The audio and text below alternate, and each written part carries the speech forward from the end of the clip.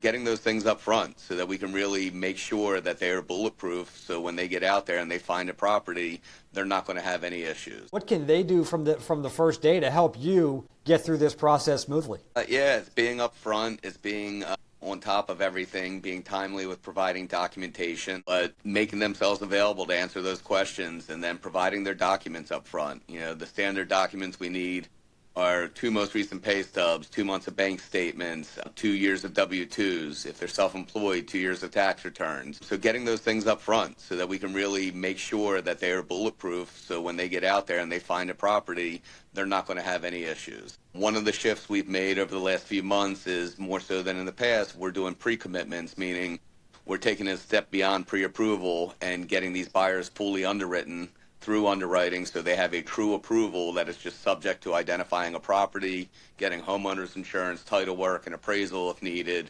But again, it's the more you can do up front before you fall in love with the house, the better the experience you're going to have. You know, one of the things we see often is buyers go out and look at a house and then they start thinking about the financing after they've looked at the house and they can't move quick enough. Right. And oftentimes when a good house is on the market, there's a deadline for when your offer needs to be in. And if you're just figuring your financing out once you saw that house, oftentimes you're too late. So it's really doing everything as early as possible in the process so that you're fully prepared. We can have time to go over numbers with you so you know if you're going to look at a house at a given price range, here's how much cash you need at closing, here's what the payments look like, all that good stuff. So it just takes a lot of the mystery out of it.